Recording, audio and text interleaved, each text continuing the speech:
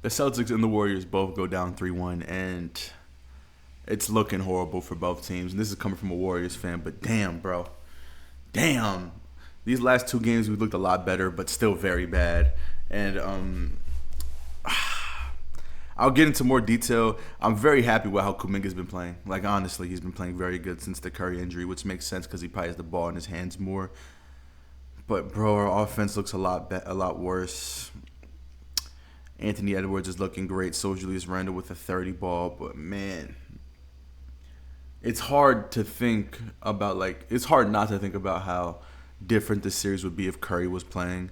We would take last game and probably this game. Like, I'm not even trying to be biased, anything like that at all. But we lost these last two games by 5 and by 7.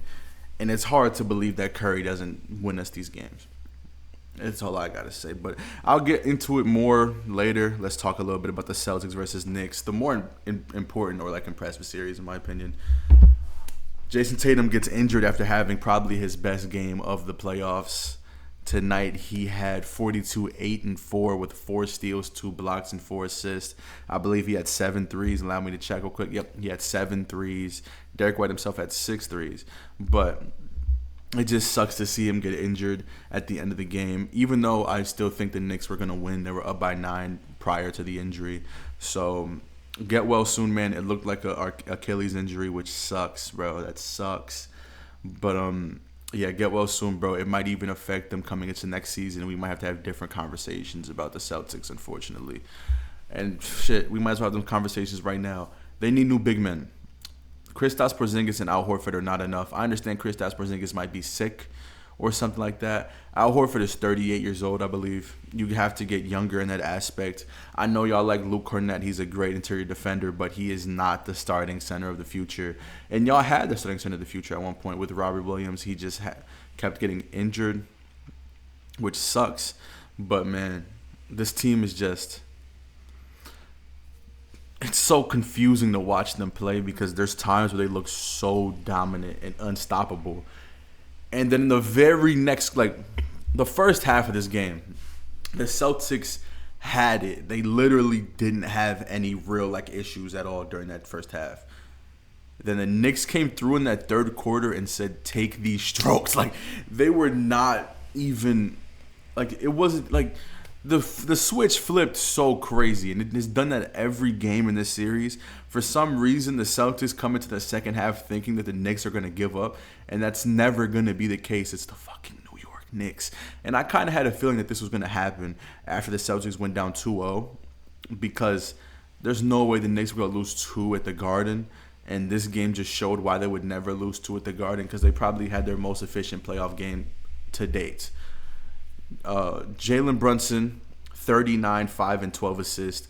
Mikal Bridges, 27 and 3. Karl Anthony Towns, 23 and 11. And OG Anunoby with a cool 20 piece with, I think, 4 threes. When you play a team that is playing this well in the second half, there is no way you are going to win. Even with Tatum having the game he had, your whole team has to be there, and the whole Celtics team was not here tonight. And I know there's a lot of questions concerning the Celtics team, and I have a lot of these same questions, do I think that they're going to do some real roster overhaul?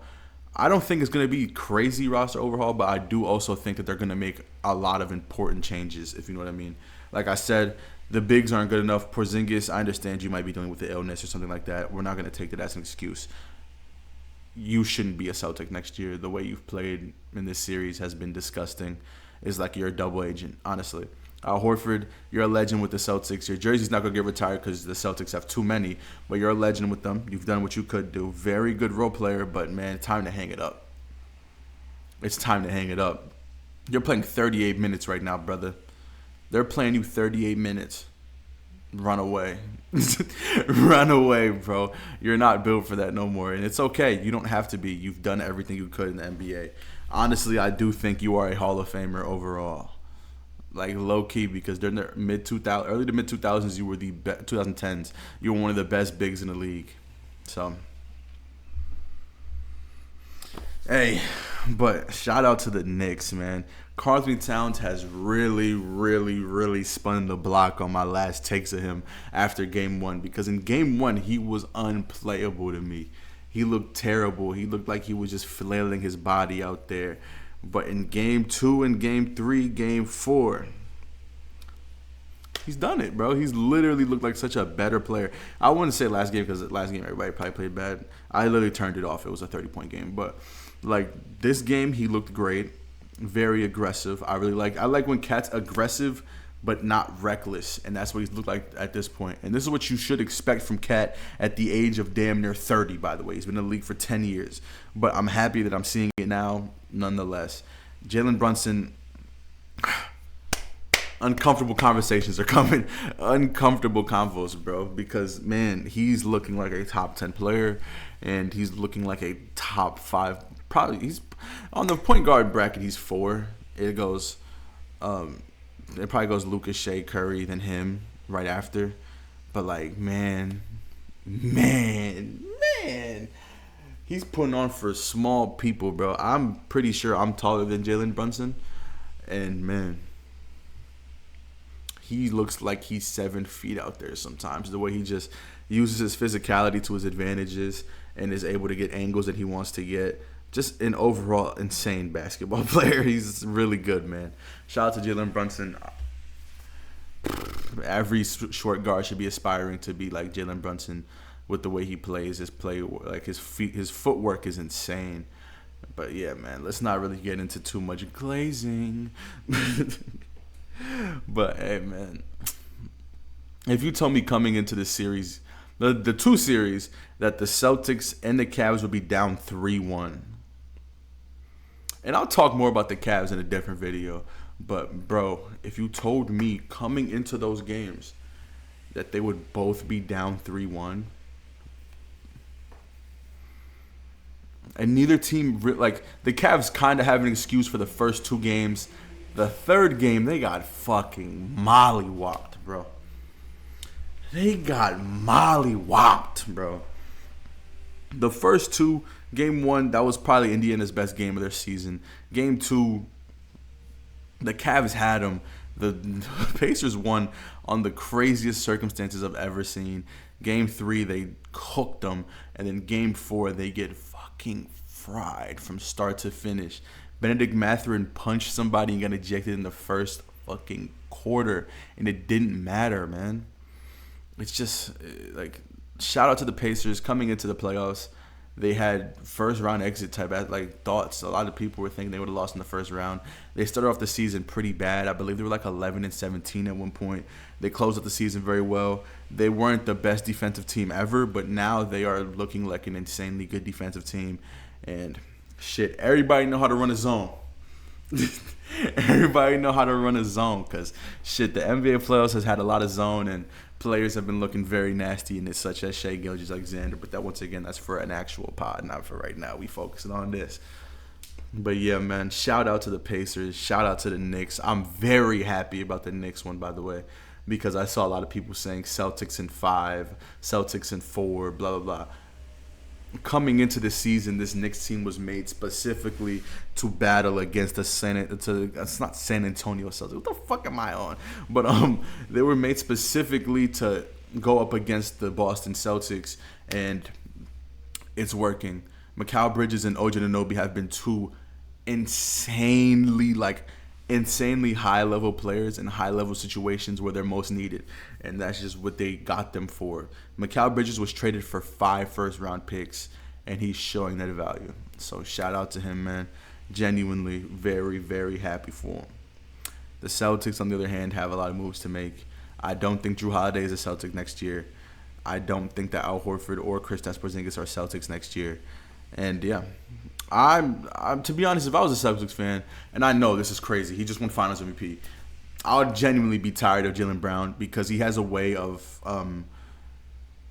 he's really good at putting like or like gas in the fire for the other team because he's so turnover prone and his handle is so nasty and he takes such like contested bad shots in situations where they're going up against a run or the other team is starting to heat up. And every time that this like the Knicks have came back in the series, I'm looking at Jaylen Brown like, bro, what are you doing out there? So yeah, if I'm a Celtics fan, I'm a little fatigued by how he is. But yeah, man. Now it's time to talk about the way more boring series, the Warriors versus the Timberwolves. Coming in, I was very excited, as everyone knows. Everyone should have been excited. It was Stephen Curry versus Anthony Edwards. Anthony Edwards had choice. I mean, Steve Kerr had choice words to say about Anthony Edwards during the drafting process. He said, "We're never going to draft you. You don't have that." Blah blah blah blah blah. We also played on the same team during the Olympics. Curry was very much there for him during the summer, helped him get his shot right, also made him a more three-point centric player. So it was a lot of connections within the teams. Jimmy Butler also having a lot of history with Minnesota. But man, Jimmy, bro, why are you taking 9 shots? Like, seriously speaking, why are you taking 9 shots in a game where we don't have Steph, where we're fearing going down 3-1, and we have home court here, like we're at home. We literally lost both home games, by the way. I thought we were gonna split them at least. The reason why we lost this game is Jimmy Butler, and I know you can look at people like, oh, Brandon Podziemski, whatever the fuck. I don't care. There is no way that as a star player, you should only take 9 fucking shots in a this is the most important game of the series here. We need you to go off, and you disappointed. It's just man. He treated this shit like it was a regular season game, and it had me fucking hot all day, bro. Shout out to Kuminga though. He's shown to play. He's shown that he still deserves a spot on this team, man. And even if we decide to trade him, he's shown that he has value on other teams to be an all-star caliber player, bro. 30 in the last game, 23 in this game, 18 in the other game. Like, he's honestly been piling up on the Timberwolves, and this is against Rudy Gobert, who's one of the best interior defenders ever. Anthony Edwards trounced us the last 2 games. The game before this, he had an insane fourth quarter. I don't remember the exact numbers. I'll see it real quick. This game, he had 30, though. He didn't have to play in the fourth, really. But, yeah, he had 16 in the third quarter. We got cooked in the third quarter, 39-17. And somebody didn't stop the bleeding. And by somebody, I mean Jimmy fucking Butler. You go into the fourth quarter, you play 4 minutes, and you take 1 shot for free throws, bro. Like, come on, bro. There's just no way you just let the fucking game go away like that. There's just no way, bro. This isn't who we traded for. Like, we traded for somebody who wanted to hoop, and you didn't want to. Like, it literally seemed like you didn't want to hoop tonight. Pods, you've been asked this whole series. Honestly, you've been fucking bad since the Houston series. And the Houston series, you really only had 1 game. But you're obviously a pretty good rebounding guard. It's just, man, we need better efficiency from somebody who starts and who's like a pivotal part of the team, man. Jimmy Butler, you were a minus 30. Like, I'm tired. I'm tired, man. But let's go to the game I was talking about. Anthony Edwards in the fourth quarter of this game, he had 13 points. In the third quarter, he had 15 points. And that was after we held him to 8 in the first half on bad shooting splits. He came out in the second half and just said, yeah, I'm going to fucking cook. And that's what he did. You know, we've lost the second half consistently this whole series. We are one of the better defensive teams in the league still, even without Stephen Curry. But defense can only take you so far when your offensive options are – your best offensive option, to be exact, is Jonathan Kuminga, who led us in scoring this game with 23, and the game before had 30. Shout out to Kuminga, bro. Really. Getting to the line, playing very good. I regained confidence in you throughout these last few games, even though we haven't won. But yeah, man.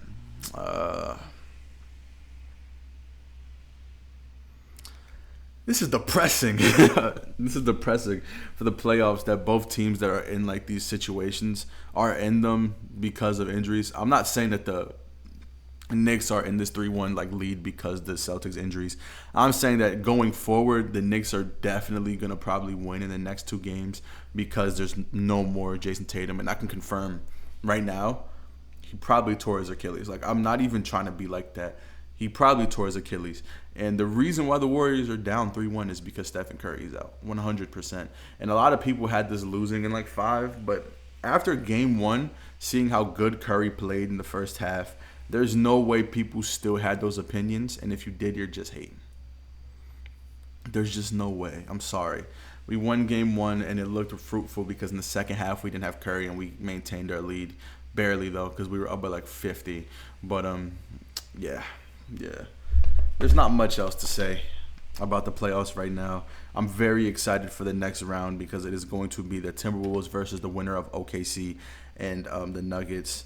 And just so you understand, OKC lost the season series to Minnesota. Their only overtime loss is to Minnesota. And the last season, Minnesota beat the Nuggets, leading them to lose their biggest halftime lead they've ever had, I believe. So, like, I'm very, very, very, very intrigued and excited by this, man. Like, 100%. It's a cool series. I wish it could have been us, but it probably won't be because Curry's not coming back for Game 5. To be honest, I don't want him to come back. I'm just looking forward to next season. Trade Jimmy for Giannis. Because we're coming into a Game 4. If we have the opportunity to trade Jimmy for Giannis, do it. We're coming into a Game 4. You're not taking the game seriously. You're taking 9 shots. Get the fuck out of here. Like, that's honestly how I feel about Jimmy right now. Get out of here, bro.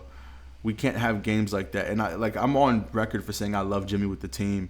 He had a lot of good games with against the Rockets, but when we needed him most against a team that we can beat, because these games that we have played, we have been very close with them without Curry. When we had Curry, we had them on the ropes, bro.